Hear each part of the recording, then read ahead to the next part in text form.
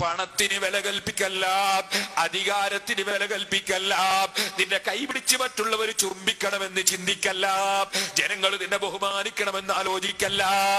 നീ മറ്റുള്ളവരെ മുമ്പിൽ താഴ്മയോടെ ജീവിച്ചോ. സയ്യിദന്മാരെ കൈപിടിച്ച് മുത്തും. സയ്യിദന്മാരും ആലിമീങ്ങളും ഒരിക്കലും അങ്ങനെ ഒരാളെ പിടിച്ച് മുത്തിന്ന് വിചാരിക്കാം. അത് മുത്താൻ ഇഷ്ടപ്പെടരുത്, കൈ വലിക്കണം. പക്ഷെ ഒരാൾക്ക് അങ്ങനെ കഴിഞ്ഞില്ല. ഒരിക്കലും ഈ മുത്തുന്ന ആളെക്കാളും ഞാൻ ഉഷാറാണെന്ന് തോന്നാൻ പാടില്ല. കൈ ഇങ്ങനെ വെച്ചോട്ട് മുത്തിക്കോളി എന്ന് പറഞ്ഞിട്ട് അതിനർത്ഥം എന്താ? ഞാൻ അത്രയും മുത്താൻ പറ്റിയ ആളാണെന്നല്ലേ. അതിനാണ് തസ്കിയത്തുൻ നഫ്സ് എന്ന് പറയാം. അത് ശറഈൽ പാടില്ലാത്ത വിഷയമാണ്. അത് ശറഈൽ പാടില്ലെന്ന.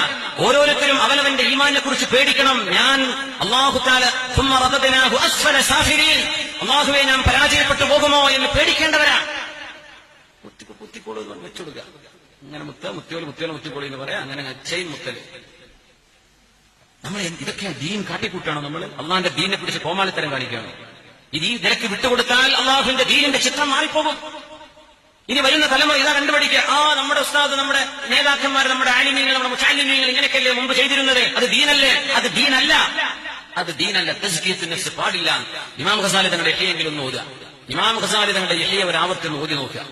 അൽബൊക്കെ നന്നാവാൻ നല്ലതാ. ഇത്തരക്കാർ മനസ്സിലാക്കാൻ വേണ്ടി ഞാൻ ആരെയും ഉദ്ദേശിച്ച് പറയല്ല. പക്ഷെ പറയുമ്പോൾ ചില പാർക്കെങ്കിലും കൊള്ളുന്നുണ്ടെങ്കിൽ സഹിച്ചേ പറ്റൂ. ഞാൻ വിഷയം പറയാണെന്ന് മാത്രം.